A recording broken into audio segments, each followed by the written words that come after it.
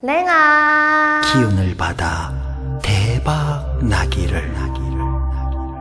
자, 갑시다. 영순이 여러분 안녕하세요. 랭킹스쿨입니다.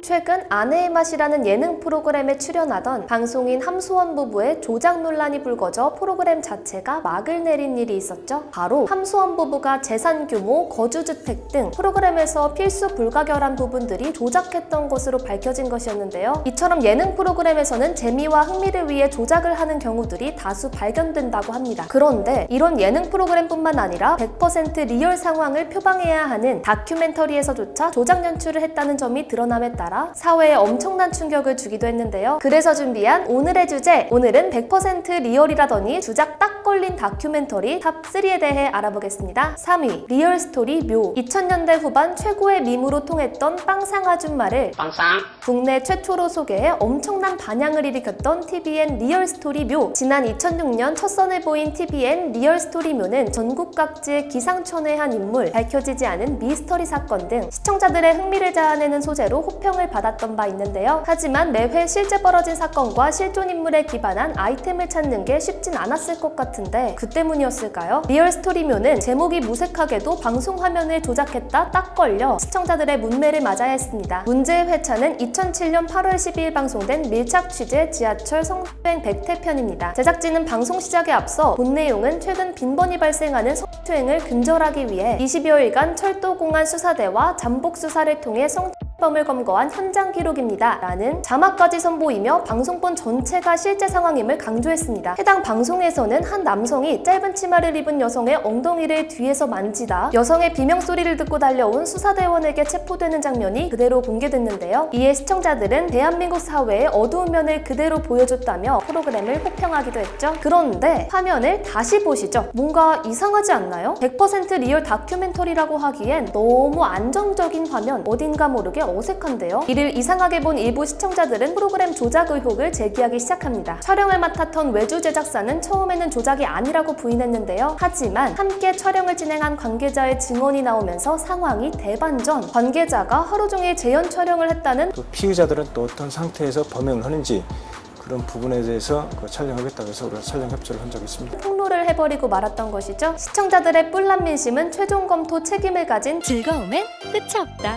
TVN 향하게 됐는데요. TVN 측은 즉시 사과하면서도 우리도 외주 제작사에 속았다며 책임을 회피하는 모습을 보여 긴축을 사기도 했습니다. 시청자들 사이에서는 지금과 달리 당시만 해도 선정성을 바탕으로 인기를 끌던 케이블 채널에서 터질 게 터졌다는 반응이 대부분이었는데요. 이렇게 TVN의 흑역사로 기록된 리얼스토리묘. TVN은 이러한 역사를 잊지 않고 앞으로는 조작이 없는 올바른 방송만 만들 수 있길 기대해보겠습니다. 2위, 느낌표 다큐멘터리 이경규 보고서. 2000년대 초반 전국적으로 선한 영향력을 과시했던 다양한 공익 예능들 기억하시나요? 양심냉장고, 책을 읽읍시다 등 시청자들의 웃음과 감동을 자아내며 선풍적인 인기를 끌었던 공익 예능 인기의 중심에는 MBC 느낌표가 자리하고 있죠. 그러나 최고 시청률 30%를 기록하는 MBC 간판 예능으로 사랑받았던 느낌표 역시 조작 논란에서 자유로울 수 없었습니다. 문제가 된 코너는 양심냉장고를 통해 호흡을 맞췄던 김영희 PD와 이경규의 조합으로 방영 초반부터 화제를 모았던 다큐멘터리 이경규 보고서인데요. 다큐멘터리 이경규 보고서는 도심 한가운데에 서식하는 야생동물을 취재하고 그들의 생활상을 들여다보며 환경 문제를 다시 생각해보자는 취지로 기획된 프로그램입니다. 예능과 동물 다큐멘터리의 만남이라니 독특한 컨셉으로 많은 기대를 자아내기도 했죠. 하지만 제작진들이 동물 다큐멘터리 촬영을 너무 쉽게 생각한 게 문제였을까요? 야생동물을 카메라에 담는 과정은 쉽지만은 않았는데요. 2002년 1월 26일 방영된 방송에서 야생너구리의 건강 상태를 체크하기 위해 추적을 시작한 제작진들. 그들은 무려 12주 만에야 간신히 생포에 성공했습니다. 놀라운 장면이 폭발적인 반응을 불러온 것도 잠시 일부 시청자들 사이에선 믿을 수 없다며 의혹 제기가 잇따랐고 결국 김영희 PD가 양심 고백에 나서며 조작 사실이 드러났습니다. 야생너구리를 잡았으나 포획 순간을 촬영하지 못한 탓에 풀어놓았다가 다시 잡는 모습을 연출했다는 것입니다. 제작진의 해명은 이렇습니다. 너구리를 12주 넘게 기다린 끝에 포획한 것은 사실이지만 너구리가 생포될 당시 MC 이경규가 현장에 없었고 제작진들 역시 경황이 없어 카메라 촬영을 하지 못해 프로그램 방영을 위해 어쩔 수 없이 연출했다는 주장이었는데요. 당시 연이은 공익 예능 프로그램의 성공과 함께 정정당당 코리아를 슬로건으로 내세운 MBC를 향한 거센 비판이 있었지만 일각에서는 PD가 직접 자백한 것은 잘한 일,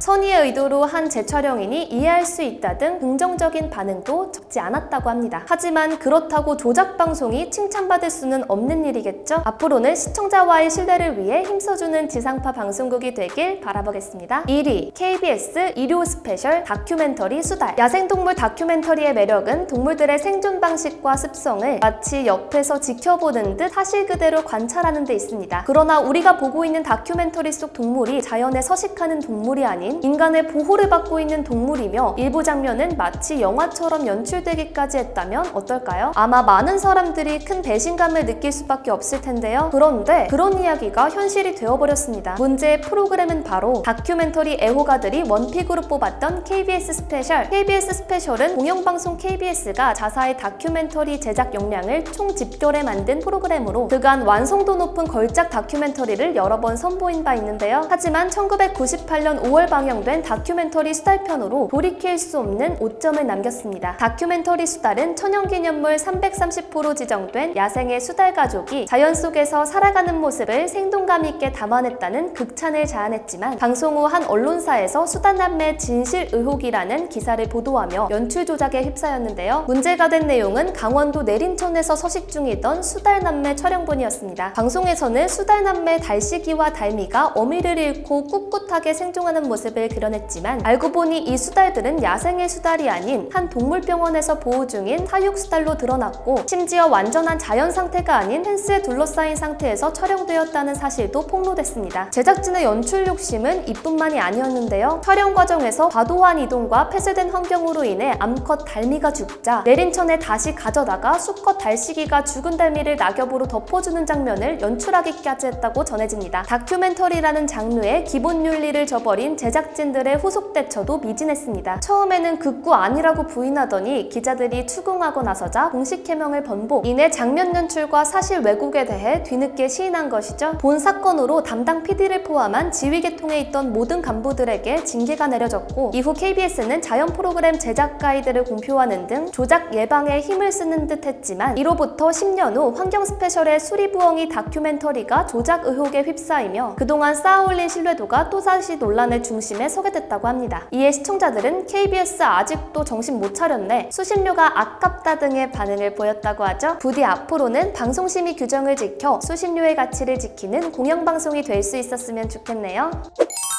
다큐멘터리를 현실을 사실 그대로 기록하는 장르라고 알고 있는 사람들이 많죠. 하지만 사실 분명한 주제의식이 있고 그 주제의식을 더 명확히 전달하기 위해 기획자가 일부만 연출에 개입하는 것이 어쩔 수 없는 것이 현실입니다. 그러나 그 연출이 조작, 거짓을 통해 이루어진다면 시청자를 기만하는 것과 다를 바가 없겠죠. 방송국들이 이 사례들을 반면교사 삼아 앞으로는 조작 없이 질 좋은 다큐들을 많이 제작해 우리의 눈과 귀를 즐겁게 해주었으면 좋겠네요. 지금까지 랭킹스쿨이었습니다. 감사합니다.